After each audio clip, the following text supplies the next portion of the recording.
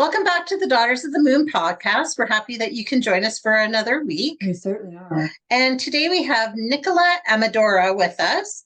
She teaches a refreshingly real and embodied way of spirituality. She is a spiritual teacher, psychologist, woman leader, author, and speaker.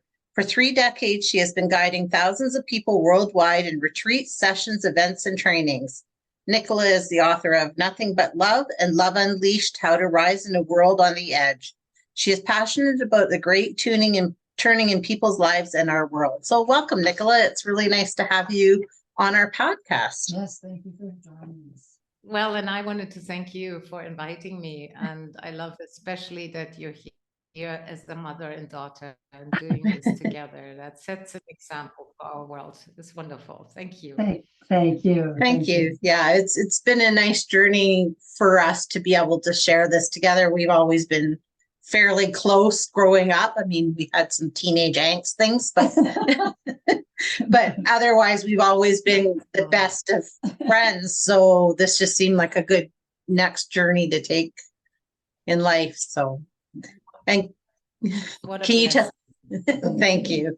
Can you tell us a little bit about yourself and how your journey and what you're doing now, that kind of thing? Well, I've had, if you have time for 1 week to listen, I'll tell you everything in that 1 week. Because my life is quite an adventure. And some of it I put in my new book that's coming out, Love Unleashed. Yeah. But the main thing, I think, because I want to also gear this more towards women here, because it's Daughters of the Moon. That's your podcast. Yes. And I would say that was early in life when I started feeling the sense was something is missing in the masculine-oriented spirituality, something essential.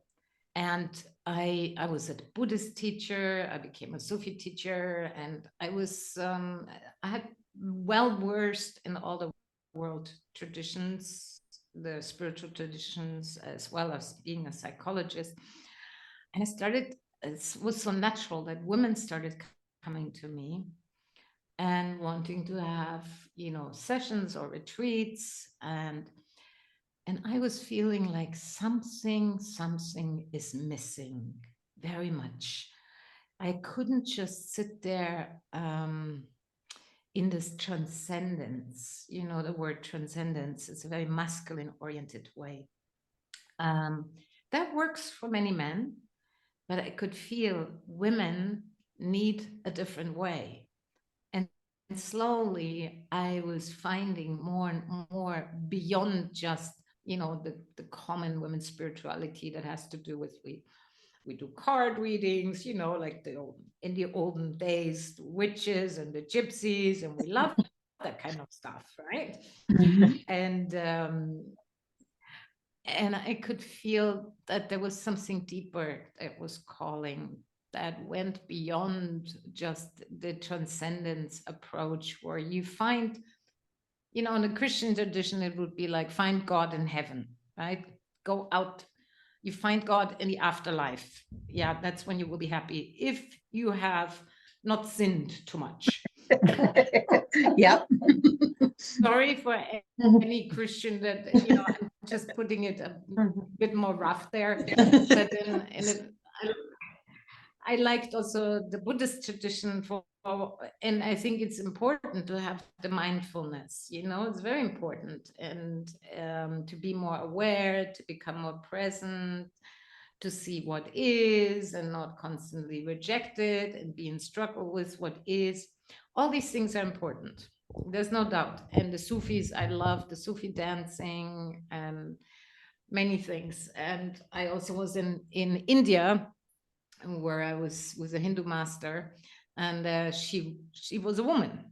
And so that kind of compelled me, where I was like, what's different? What's different from the more masculine way? And one of the things was, of course, Hinduism is very devotional.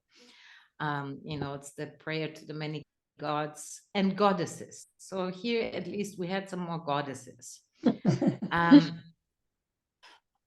that was a bit of a difference. And I was also studying, with the Tibetans in Tibet, but it was always where I noticed most traditions were the main authority or teacher was masculine, was a male, was a man.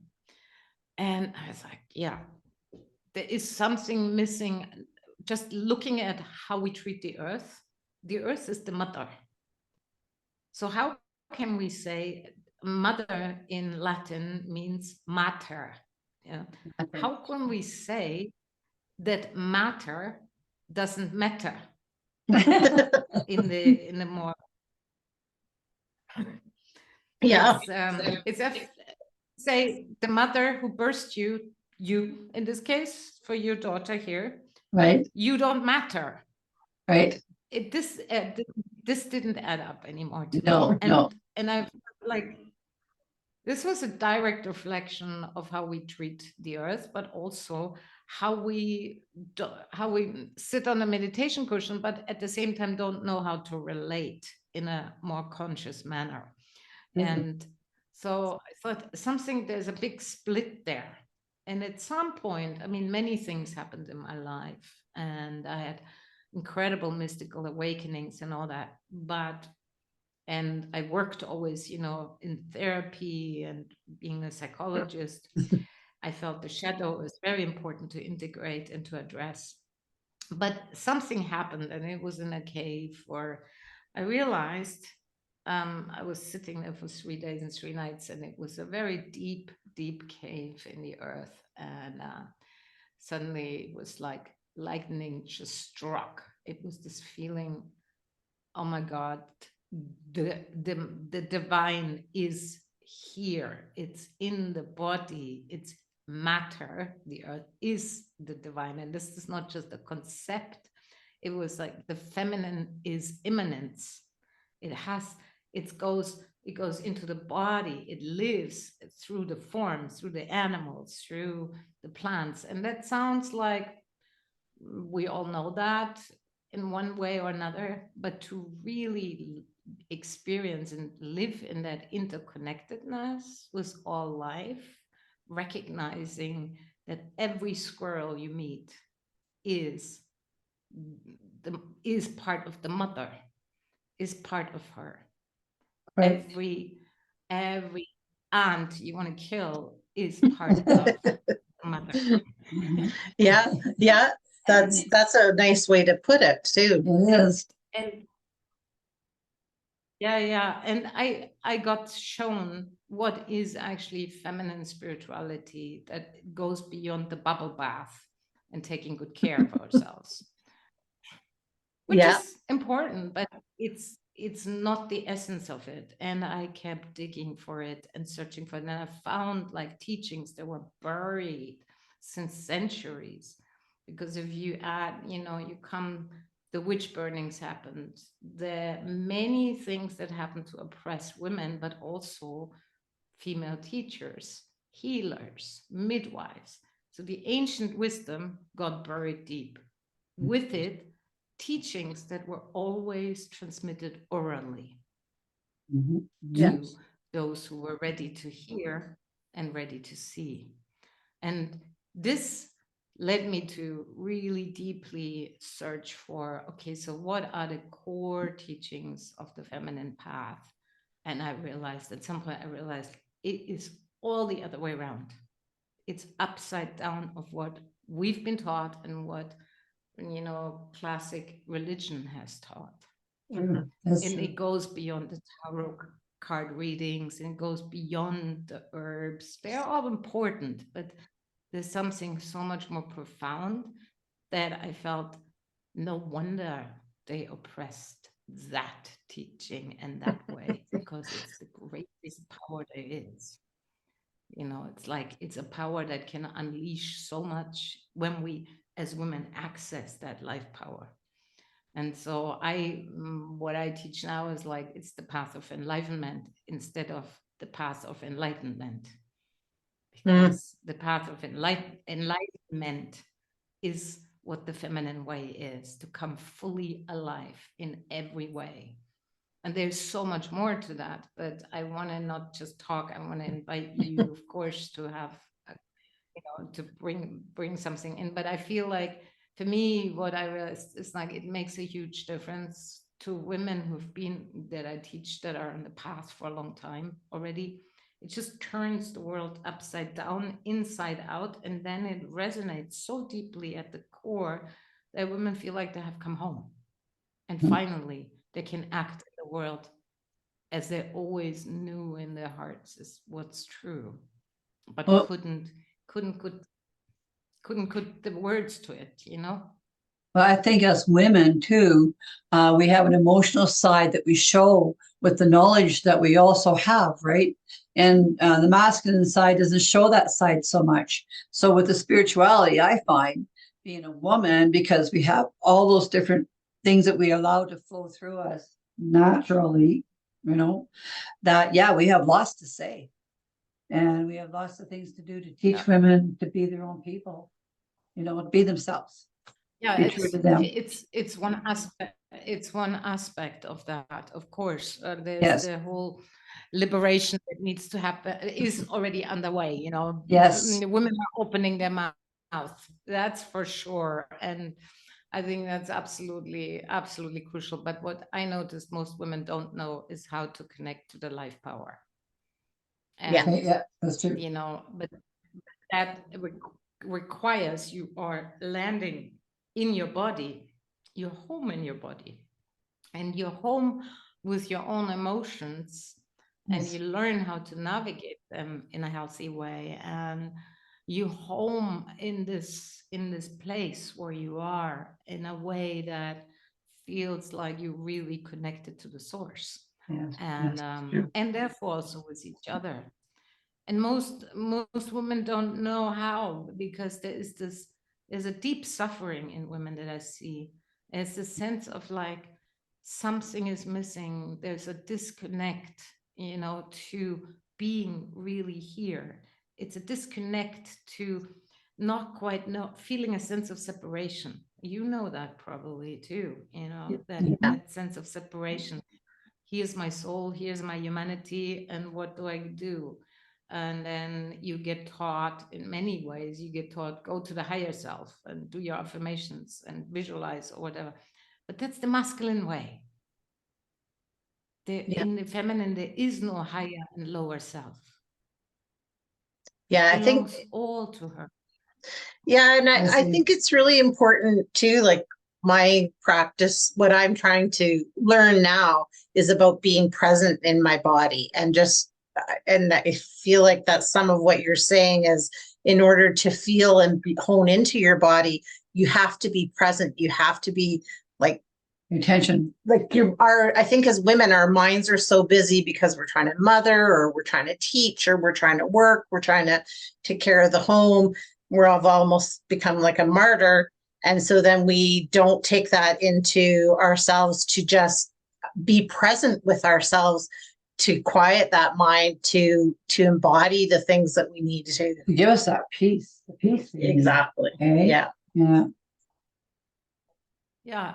And that takes practice, to be present in your body, because present in your body isn't always comfortable, right? That's right. And there's a reason why. And the mind gets always busy because it's a culture that we're part of that is mind oriented. But for women, this is detrimental, because when we live just in the mind, the rest of us isn't here. And what happens is we feel this deep sense of disconnect that's just an ache inside. It's almost like somebody cut the cord. I meet a lot of women who they're here till about their breasts or till about their heart. And then the lower part, there, because that is the forbidden Eve. You don't go lower there. There is also your feelings that you stuffed away for centuries. We stuffed them away. But they're stuck there, and there's the darkness. And so the feminine way really has to do with going down and in, and from there up and out. The masculine way is up and down, but not Yeah. really like connecting. So Yeah. for woman, she has to go down. She has to go down, but there's a darkness there, a deep darkness, and for most that is scary because we have this religious view that it's only light. We have to go to the light. But the trouble is with that, we're missing the point because the feminine, we're born from the womb, from the dark. Yes. And that's where creation begins. And that's what contains enormous riches in the womb, So, of course, if we don't go down and don't know how to go down, we can never be fully enlivened. It's like we're walking around like talking heads. Yeah, true. Yeah. So how would you suggest somebody start to go down and to tap into like that darkness, that shadow side of ourselves, that where our true soul truth is? Yeah. Well, the one thing is like, it depends of where a person is at, but it's kind of like I don't even call that shadow anymore. I call that like the shining darkness. That's Okay. kind of Oh, I my like word. that. That's beautiful. Yeah. Oh, well, the first thing is to understand that your concepts, all the concepts that people have in their minds, and a lot of people have a lot of spiritual concepts these days. You have to you lay them like a bundle in front of the temple. You lay them down and come with truly open hands and an open heart and a willingness to walk into the unknown, which means to say, show me the way. I don't know. And that's vulnerable. Because the concept that is vulnerable.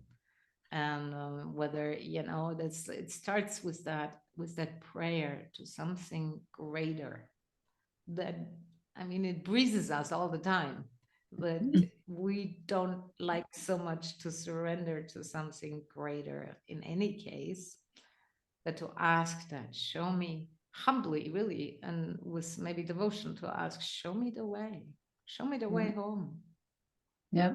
and then let go of put the concepts aside for a moment. And we always can pick up our bundle after we leave the temple, but for going into a temple, you take your shoes off, you leave your backpack there, And your ego. you come just well, you can't quite leave your entire ego. We all have an ego, and that's fine, but there is, Right. at least to begin with, the concepts, the Mm-hmm. thinker that thinks knows it, Right. and to say, well, let me just come with a more humbleness to the altar and say, show me, I don't know. There's something very beautiful that begins to happen, because in that moment you give the reins towards her. I say, you give the reins to the one who creates all worlds and created you, and that is, I think, a beautiful way to begin to trust, because you Yes. can't force trust, No, but you you can cannot. say, please show me the way, and I'm willing. That's all that it takes. It takes only a willingness. And then to see, to watch, okay, so what's feeling alive right now in my body? How's she showing me the way right now? Not tomorrow, not yesterday, but right now. And to inquire into that, to get curious and see and feel and sense and hear, how am I guided right now by her? It's magical. That is magical. The divine And will never.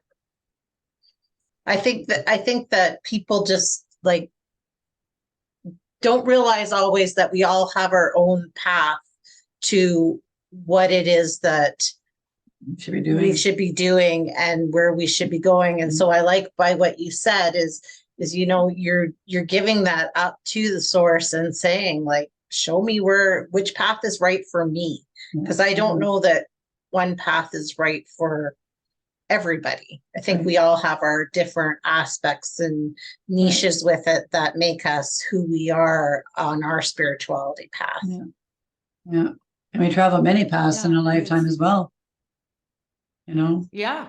And some of it is just to ask that question, is to say, hey, what's my next step? But not from the mental realm, but to really come from this heart, you know, this deep soul that like, show me the way through the maze of delusions.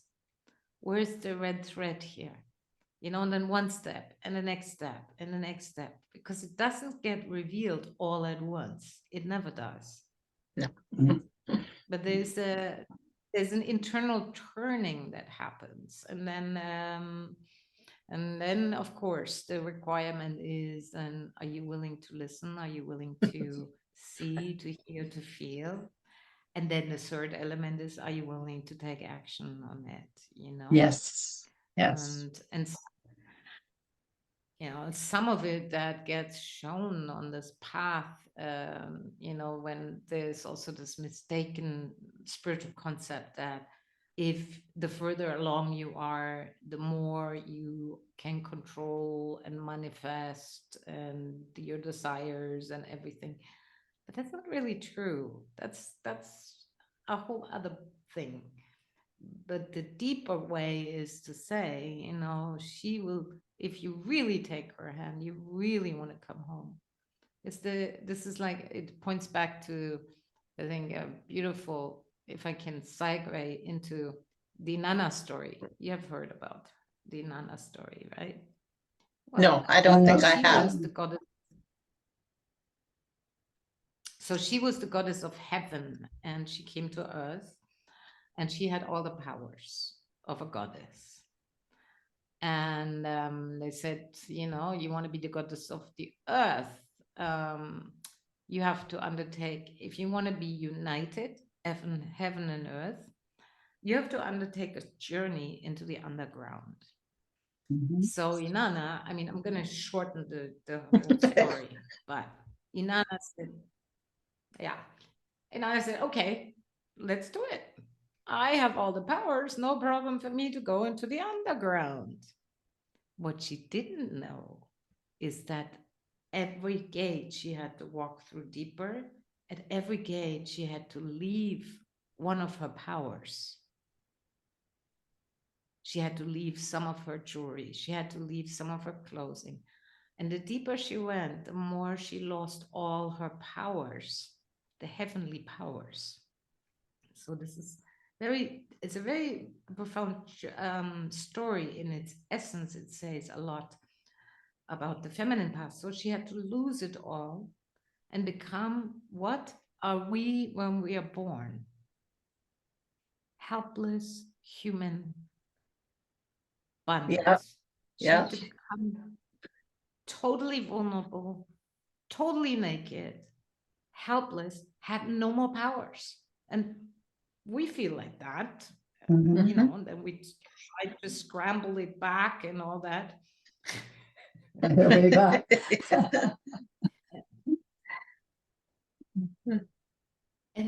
then she was hanged on a hook, and it was a little gruesome, and she died. And long story short, the helpers came at some point when she had completely surrendered and did not know anymore.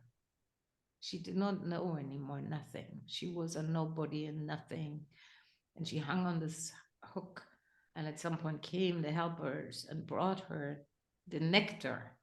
She had died at that point, but they came with the nectar of resurrection and fed her that and brought her back to life, to real life. Meaning at that point, something turned inside of her. And she turned from being this helpless bundle into a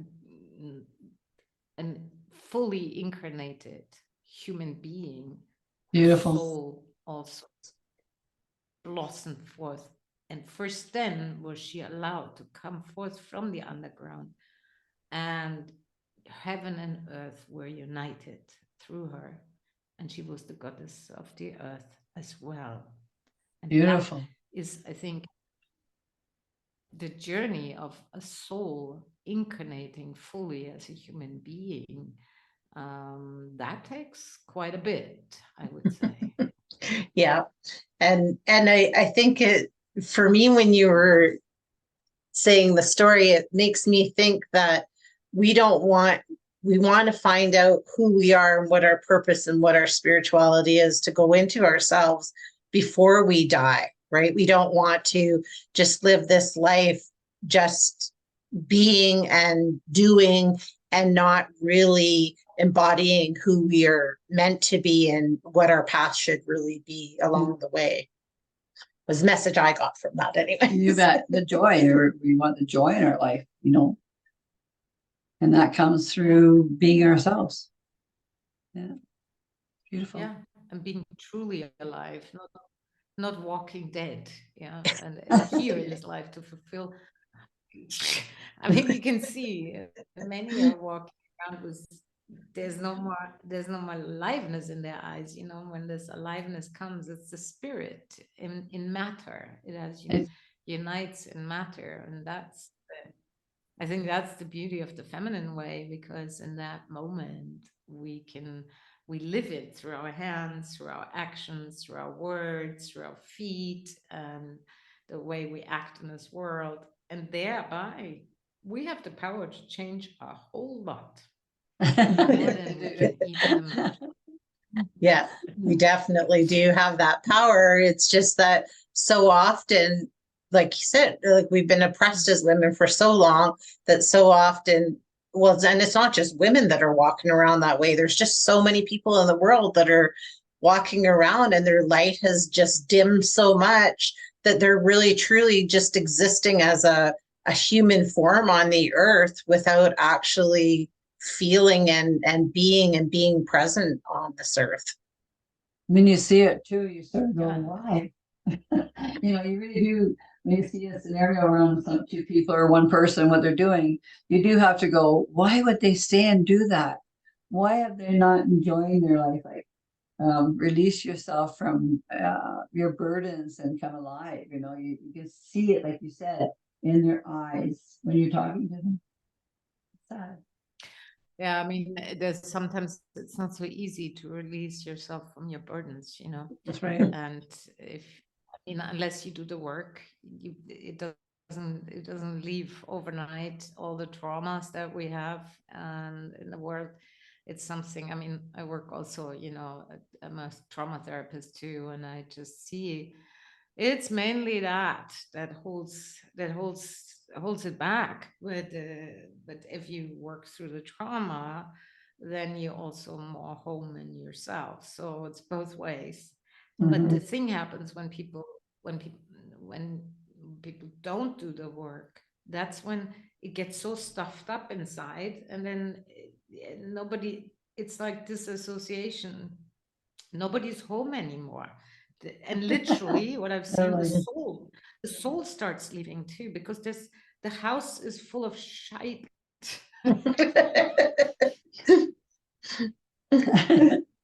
It's true. It's true. Yeah. So the choice is usually like, will I walk the path, show me the way, and will I do the work? Yeah. That's it. I agree, because I think so often we know what we should be doing or what our next steps are, and we're too afraid or we have too much baggage emotionally to make those steps forwards and do those next processes that we need to do. That's true. It's true. Yeah. You have to do the work no matter what. Yeah, and that is not the easiest, because everybody has like their personal story, their traumas, but then there's the collective imprint. And then you have on top of it, if that wasn't already enough, then you have, we all women, we have enormous amount of baggage from the long centuries of oppression. It's so we're kind of digging our way through the mountain. But while we're digging there through, we're finding a lot of treasures.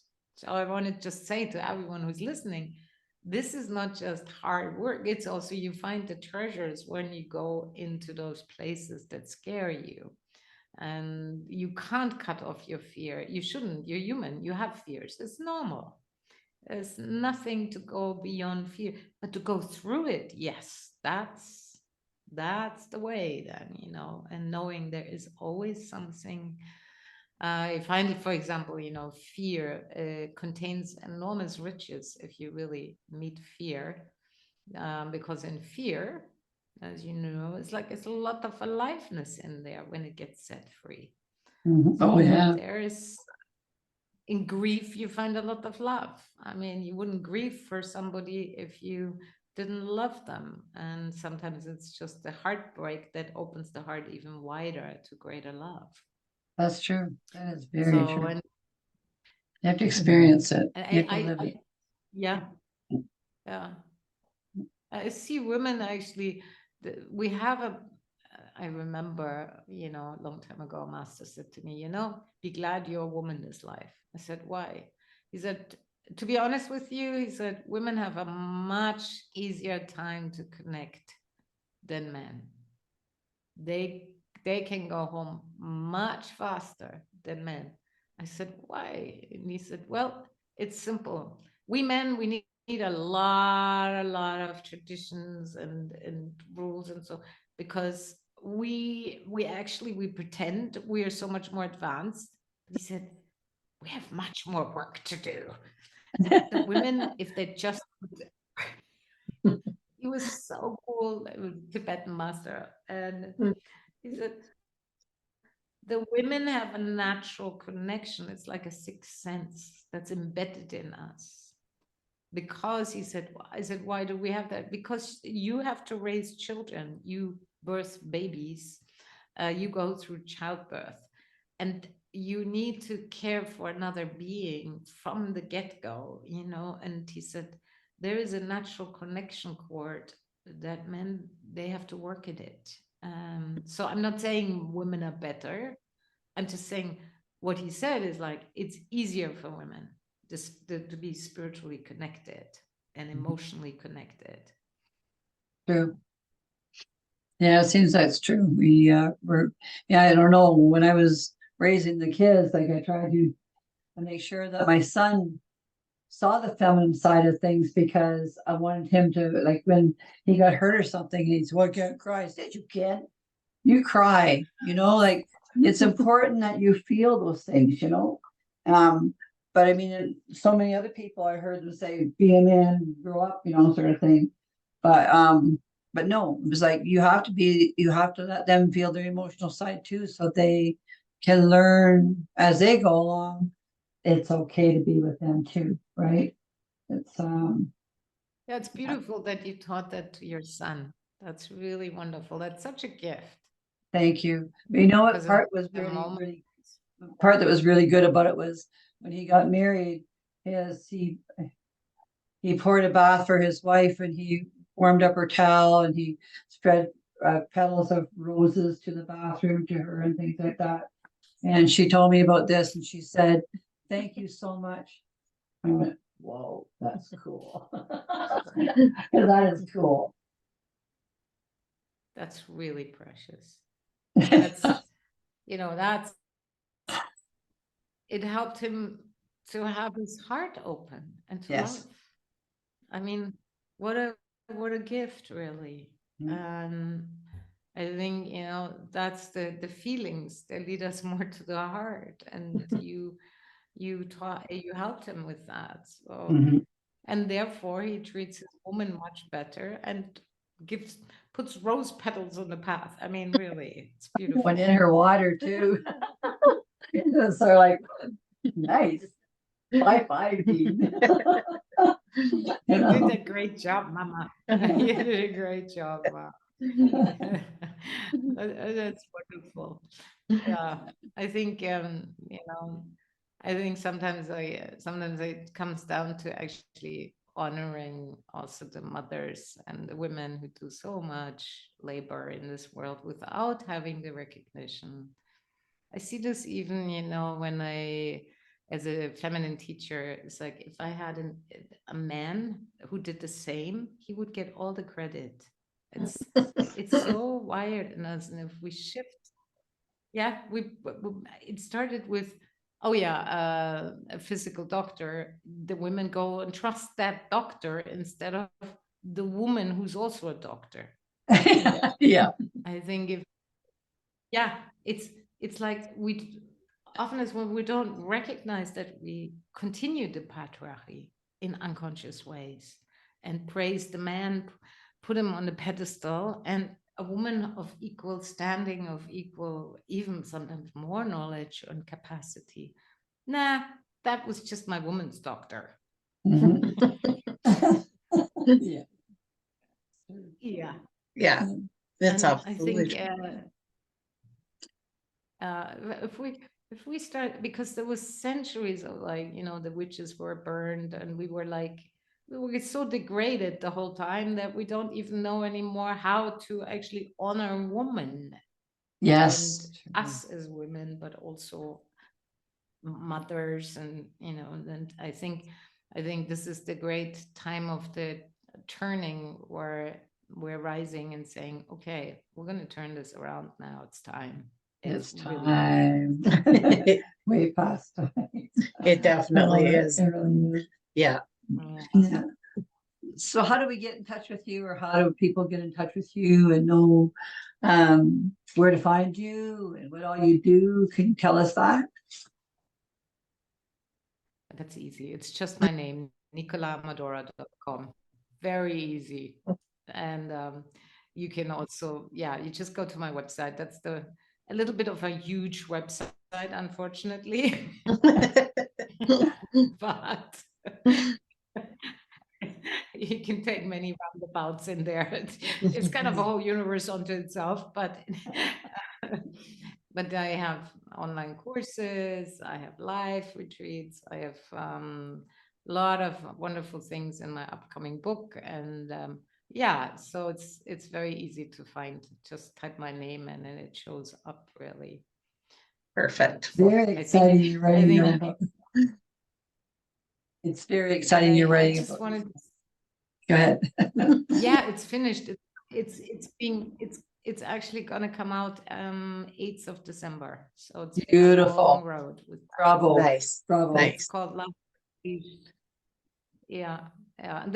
There's some sections for just women, but a lot of it is for all people. It's like really more embodied spirituality. That's what I feel I'm passionate also about. Is like a more down to earth, where we real with each other, and where we also include and love our humanity, so that we don't split everything off all the time, and therefore create a far more loving and really compassionate and passionate world. Yes. Very true. Very true. I feel it's so important. Yes. Yeah. Showing up every day. Yeah, and to live it in a connected way, that it's not up there and out there, and there's the divine over there is like our crappy humanity, our bad egos. But rather that it is like, that what I'm talking about. Yeah. Absolutely. That you can actually, that it's the full, because if you see the lap of the great mother, I mean, it's like she is all. She's everything. She's even in your anger. There's a fire in there. If you go for very pure, just feeling that instead of projecting it out, it's like there's something so powerful that I want to see many, many women awaken to that and rise up, take the lead, be bold in the midst of all this stuff going on in the world. Yeah. We do need to take the lead. Absolutely. Yeah. Absolutely. Well, it's been such an honor chatting with you, and such a pleasure. You're just full of a wealth of information. I look forward to reading your book once it's out, and we really do appreciate you coming on the podcast with us and sharing with our followers your knowledge. Yeah. And so please come back and see us again sometimes. Yes, and I'm so pleased to meet you both. It's really wonderful. Thank you. I hope I didn't talk just a one-way stream. I sometimes get like I gallop on. That's No, It's like okay. I'm sitting on a horse and I'm like, no, but I felt it was perfect. So we really do appreciate it. And I know our followers are going to love this. So Thank you again. thank you again. And everybody, make sure you join us next week. You better.